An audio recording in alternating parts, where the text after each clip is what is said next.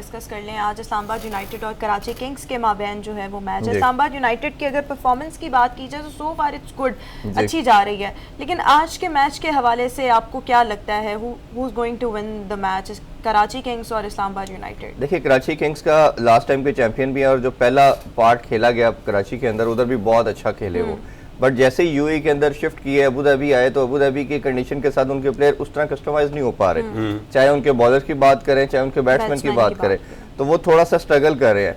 होता है कि आप कंडीशन से कस्टमाइज होने में थोड़ा सा टाइम लगता है और फिर आप ग्रेजुअली उस पर अडॉप्ट कर लेते हो। वो जो मैच था उसमें आमिर से बहुत तवक्कुआत थी, लेकिन आमिर तवक्कुआत पे पूरा नहीं उतरा था। वो तकरीबन 10.5 की एवरेज, 11 की एवरेज के ऊपर से रन दिए हुए थे। अरशद ने भी कोई बहुत अच्छी बॉलिंग नहीं की और वो ओवरऑल उनका जो कॉम्बिनेशन था वो परेरा था, उसने भी बहुत अच्छी बॉलिंग नहीं कर पाए, तो उनका अभी उस तरह का मोमेंटम गेन नहीं कर पाए। अच्छी टीम है लेकिन मेरा ख्याल है कि आज के मैच के इस्लामाबाद यूनाइटेड इवन दो के आपका सबसे मेन प्लेयर मैं कहूँगा हसन अली या सबसे मेन प्लेयर था इनका, वो बैटिंग के अंदर भी आपको रन एंड में कर देता था और बॉलिंग में तो उसका अभी तक फिलहाल कोई सानी नहीं है जिस तरह की वो परफॉर्मेंस दे रहा था, और मेरा ख्याल है उसका बहुत बड़ा डेंट पड़ेगा। लेकिन स्टिल अगर ड्यू फैक्टर नहीं आता तो फिर आपके पास उनके पास दो बड़े अच्छे लेग ब्रेक बॉलर हैं, तो फिर इनके चांसेस ज्यादा है। बट अगर इस्लामाबाद यूनाइटेड की रिदम की बात हो रही है ना कि रिदम जो है वो इस वक्त इस्लामाबाद यूनाइटेड का ज्यादा बेहतर, और इधर मनरो का नाम लेना नहीं भूलेंगे। मनरो की इनिंग्स जो थी, आल्दो के लास्ट मैच में वो अच्छा नहीं खेल पाए, बट मनरो और ख्वाजा का जो कॉम्बिनेशन है वो बहुत लीथल है, और मनरो मैच कल तो दोनों ही नहीं चले। जी, कल ना ख्वाजा चला ना मनरो, लेकिन फिर भी आई बिलीव कि उसके वो बहुत बड़ा पोटेंशियल है, उसके बहुत बड़ा पावर हंट है उसके अंदर, वो जिस तरह की हिटिंग करता है शायद पूरे इंटरनेशनल सर्किट में कोई इस तरह की, बल्कि बॉलिंग में अगर देखा जाए तो मोहम्मद वसीम भी कल वो परफॉर्म नहीं कर पाया जो पहले मैचेस में उसने किया हुआ, हालांकि बड़ा पोटेंशियल है उसका। हाँ जी, T20 के अंदर आप ये एक्सपेक्ट नहीं कर सकते कि सारे ही परफॉर्म करेंगे, कुछ आपके 3-4 प्लेयर ऐसी परफॉर्मेंस दे जाते हैं जो आपको मैच विनिंग बन जाती हैं, लेकिन उनका जो कॉम्बिनेशन नजर आ रहा है लाहौर कलंदर और इस्लामाबाद यूनाइटेड, ये दो टीम ऐसी हैं जिनका मुझे बहुत अच्छा लग रहा है इस पूरे PSL में बाकी टीमों की निस्बत।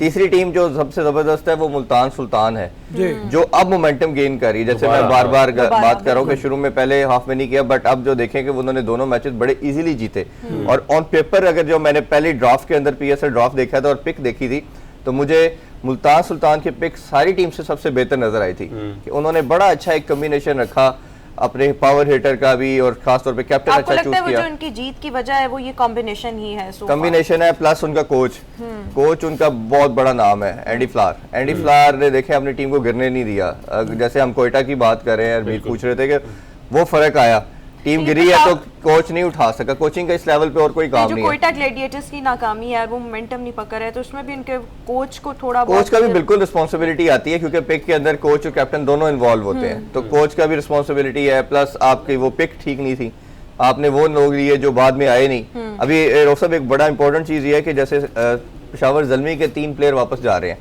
ठीक है, एडवर्ड जा रहे हैं, कैलन जा रहे हैं, फिर तीसरा उनके सबसे मेन प्लेयर मिलर जा रहे हैं वापस। अब आपको याद होगा साउथ अफ्रीका सीरीज के ऊपर हमने कितनी डिबेट की थी कि जब इंटरनेशनल ड्यूटी होगी, ICC की ट्रीटी साइन है तमाम कंट्रीज के साथ, whenever you have the international duty तो you can't play any domestic और इधर वो आपकी जो कोई भी लीग क्रिकेट है। तो इन्होंने क्या किया कि अब साउथ अफ्रीका की वेस्ट इंडीज का सीरीज आ रही है तो वेस्ट इंडीज के प्लेयर भी जा रहे हैं और साउथ अफ्रीका के भी चले गए हैं। तो ये ट्रीटी उस टाइम किधर थी जब आप IPL खेल रहे थे, तो IPL के टाइम पाकिस्तान के साथ सीरीज जारी थी और 2 मैचेस के बाद उन्होंने प्लेयर को रिलीव कर दिया, और अनऑफिशियल जो स्टेटमेंट दी साउथ अफ्रीकन बोर्ड ने, जब क्योंकि ओबियसली पूरे मीडिया पे काफी डिस्कशन हुई, हमने तो की इंटरनेशनल मीडिया पे बहुत बात हुई कि आप कैसे भेज सकते, उन्होंने कहा जी हम वर्ल्ड कप की प्रिपरेशन कर रहे हैं, ठीक है, ये लेकिन ऑफिशियल स्टेटमेंट नहीं थी, अनऑफिशियल स्टेटमेंट थी।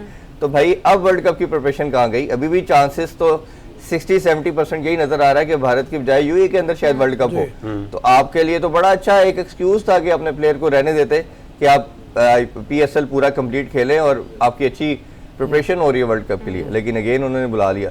इधर आता है आपको वो रोल पाकिस्तानी बोर्ड का भी, या वो भारत कितना स्ट्रॉन्ग है, उनकी बहुत स्ट्रॉन्ग है कि सारे का सारा लॉबी उनकी है हर जगह बड़ी स्ट्रॉन्ग है। ICC में सबसे ज्यादा जो पैसा देने वाला मुल्क है वो हिंदुस्तान है। कहते हैं ना ICC, ये ICC इंटरनेशनल क्रिकेट बोर्ड नहीं है, इंडियन क्रिकेट बोर्ड। जब वो इस तरह की सूरत हाल हो जाएगी तो वो ब्लैकमेल भी करेंगे, प्रेशराइज भी करेंगे। तो ये इस तरह की छोटी छोटी चीजें हैं जिसपे बोर्ड को थोड़ा सा स्टांस लेना पड़ेगा।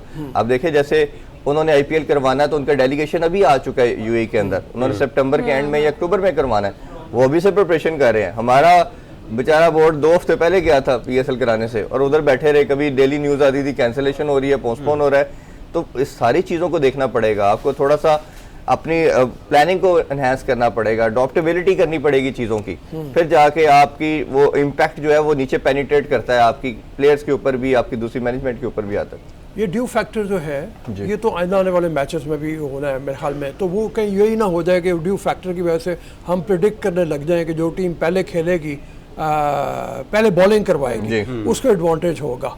बिल्कुल होता है ये, देखिए लेकिन इसको आप किसी भी तरह गेम से अवे नहीं कर सकते। It's a part of game, क्योंकि आपने ऑब्वियसली कवर करके तो खेलना नहीं है, और जिस तरह बारिश हो जाती है तो उसका आपको एडवांटेज कई दफ़ा मिल जाता है टीम को, जो फिर बैटिंग टीम होती है, तो ये भी उसी का पार्ट है।